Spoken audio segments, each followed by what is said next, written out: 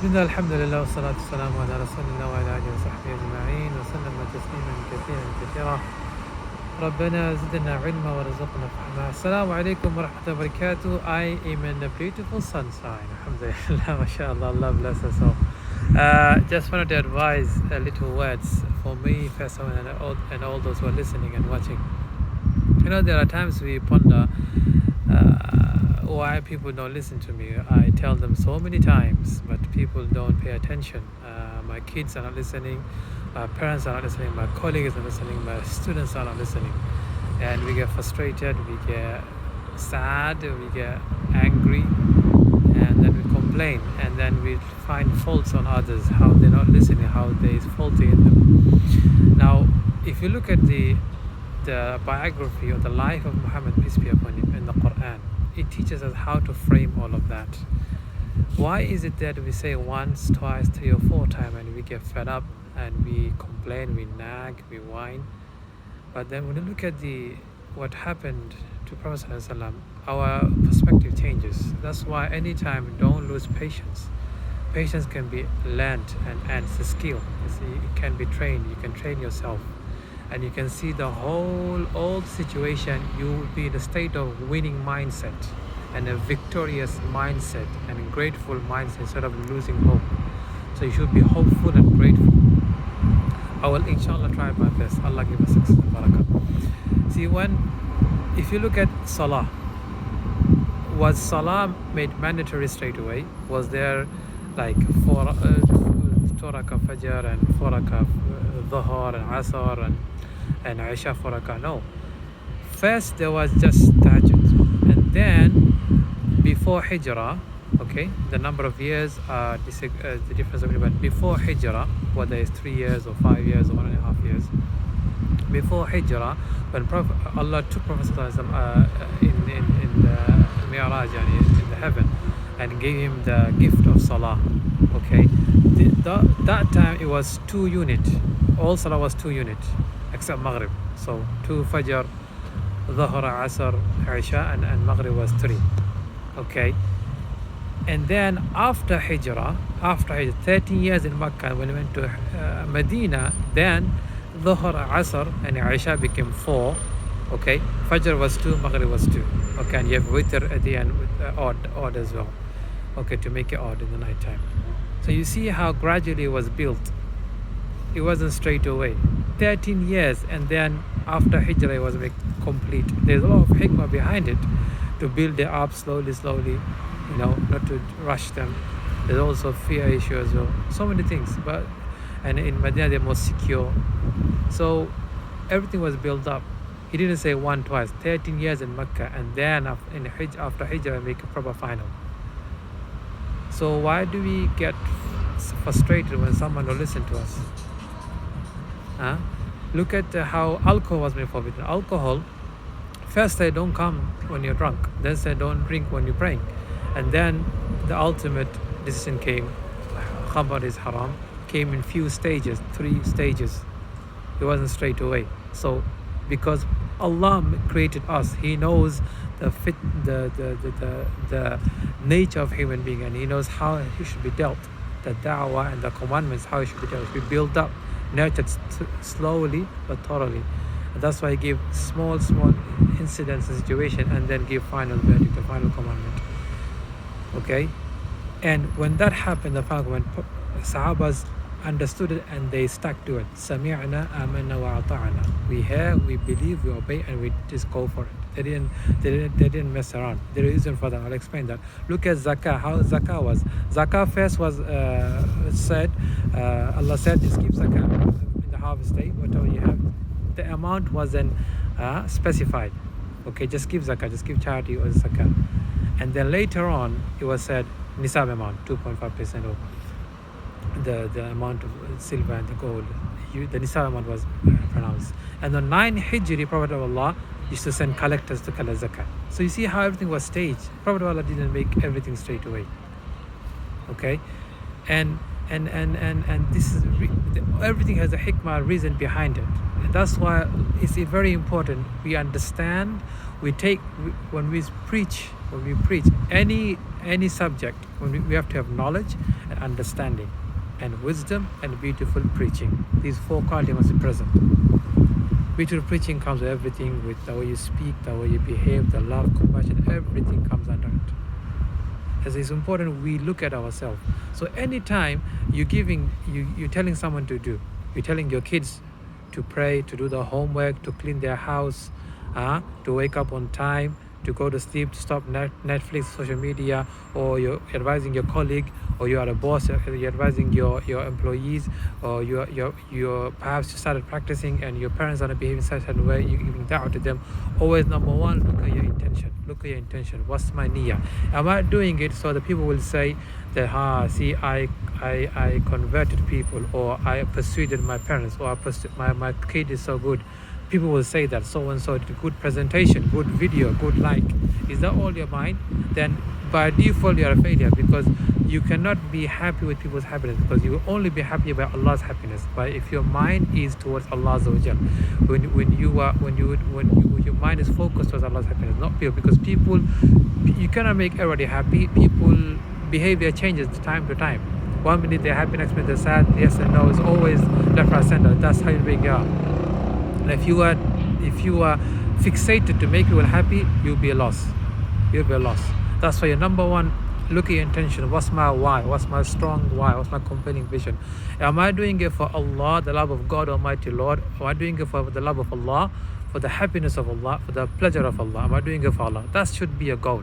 Because remember, always, if you're doing it for Allah, you are victorious. Even if the other person didn't listen to you, you are still victorious, because you were doing it for Allah. Because your reward straight away from Allah. You did it for Allah, straight away from Allah, regardless of the result. That's the number one, look at intention. Number two, look at yourself. You know, as they say, when you point fingers, I don't know if you can see, point fingers, see if 3 is pointing towards me. So before you point fingers, you should look, before you start poking others, look at yourself. Am I doing that correct? Am I at fault? So this video is for myself actually, and others in follow up.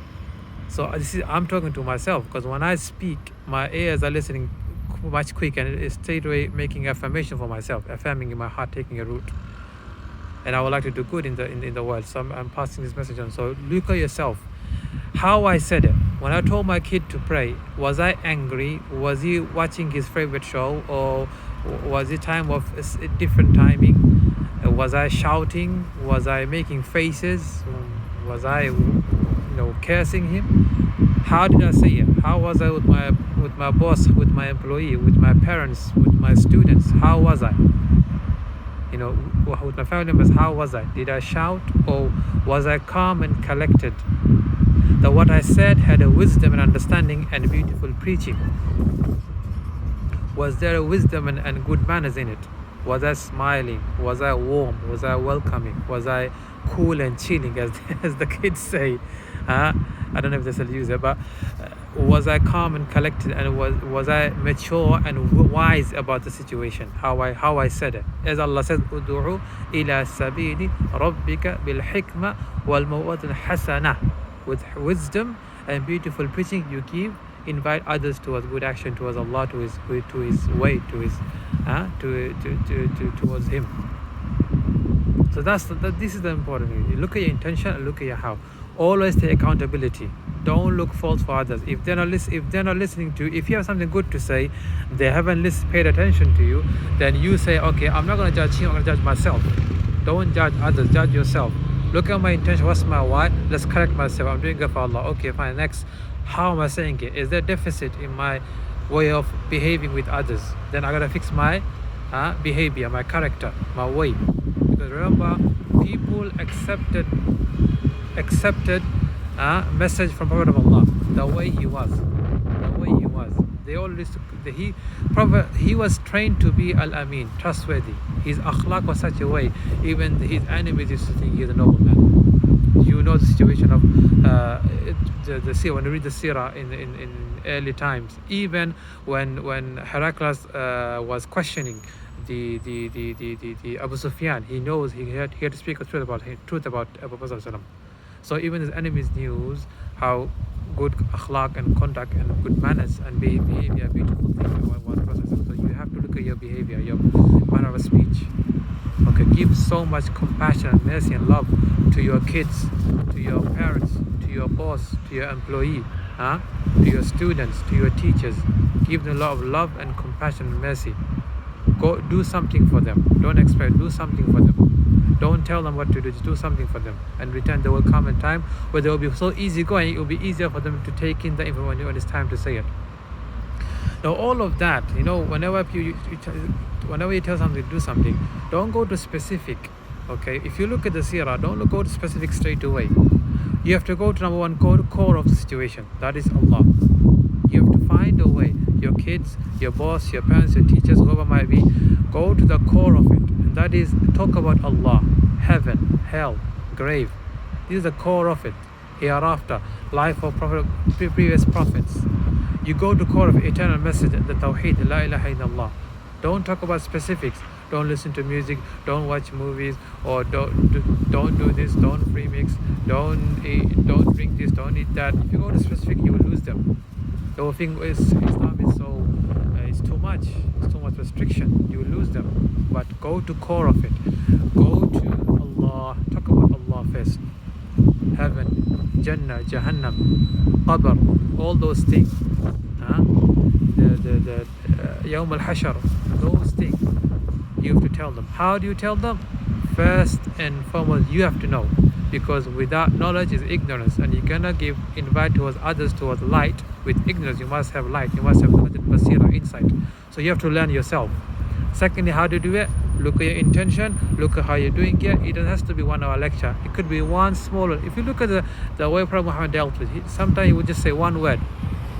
Ya ghulam, oh boy, eat from when you eat, take the name of Allah, eat from what's in front of you.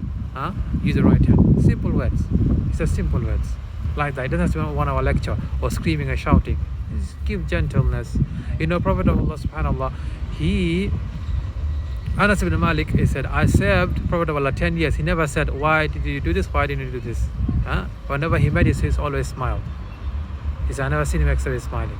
So warm yourself up with your kids. I know it could be stressful because of work, because of housework, because of so many things, but you have to be the stronger person. You have to be a stronger person and build yourself up. Regardless of happening in your mind, in your world, you have to bring the best version of yourself in the outward period. Because if your internal is happy, outside will be happy. So you have to settle down. And Salah, that could be some other time I mentioned, perhaps I did.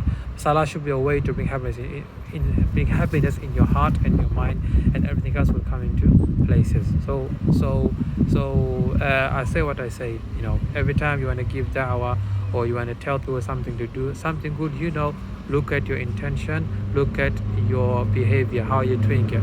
Don't curse somebody, don't shout, don't scream. There are people I know my person, they call themselves da'i, part of organization. Good for them, I wish them well, but when I look at them, how they behave is mind-blowing. I don't see nothing of da'wah in them, da'i of character. I mean, they say, I tell my kids, but he never prays, he's always lazy. But when I look at them, they shout and scream, and it's really depressing to see. So that this is a message, and I tell them, and this is one of the way I'm telling everybody.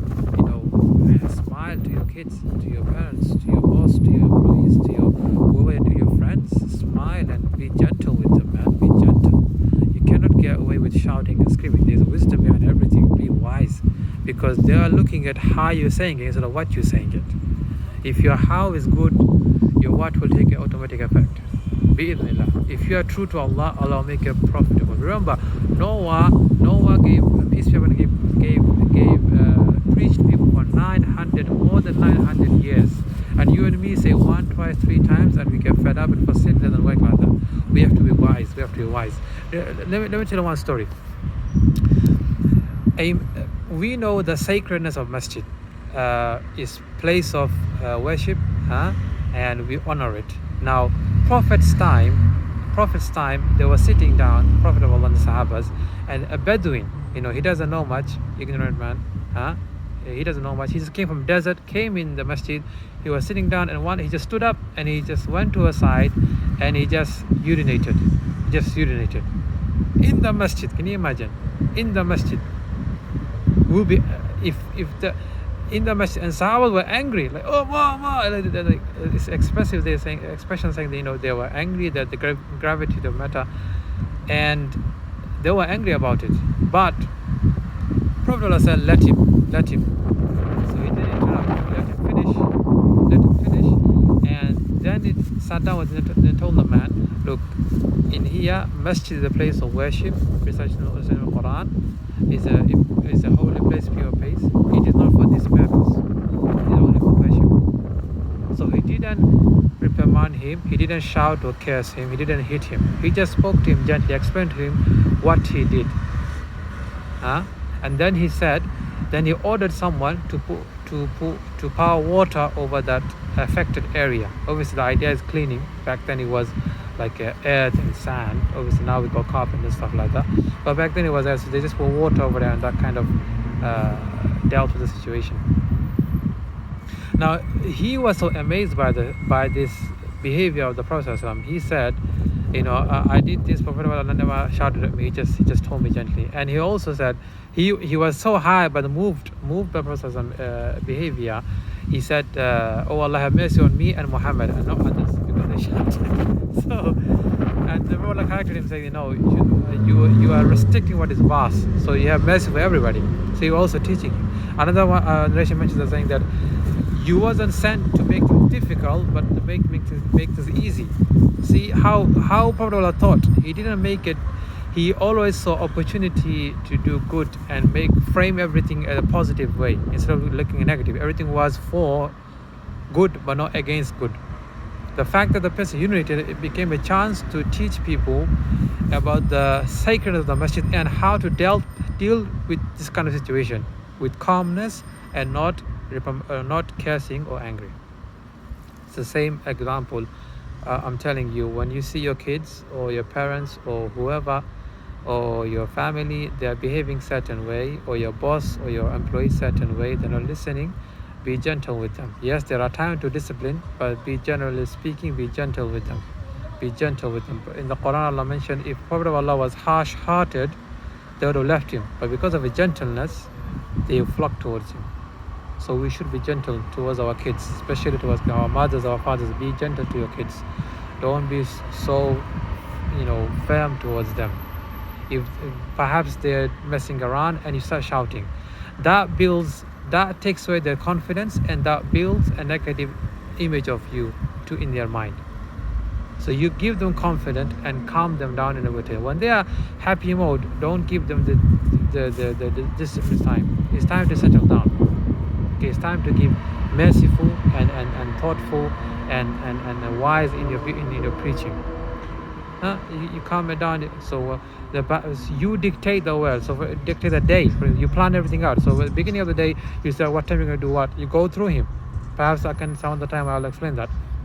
Okay, this time I'm going to do this. So he knows it's time to pray that time. It is not time to watch my favorite show. Okay, so you have to keep that. So he will keep that in mind, and that will be a way to anchor the positive way of looking at worship, a different aspect of homework or whatever it might be. طيب, I hope that was beneficial. I say what I say. Remember, look at your why and look at the way you are doing it, the how, the wisdom, the beautiful preaching. Smile is sunnah, sadaqah. طيب, I'll leave it as that. I say what I say. Anything good is from Allah. Anything error or mistake is from me. I ask Allah's forgiveness. I ask Allah to accept. ربنا تقبل منا إنك أنت السميع العليم وتب علينا يا مولانا إنك أنت التواب الرحيم. الحمد لله ما شاء الله ولا قوة إلا بالله. اللهم اهدنا فيمن هديت. اللهم يا مقلب القلوب ثبت قلوبنا على دينك. طيب, وجزاكم الله خيرا. سبحان الله وبحمده. سبحانك الله وبحمدك. أشهد أن لا إله إلا أنت أستغفرك وأتوب إليك. السلام عليكم ورحمة الله.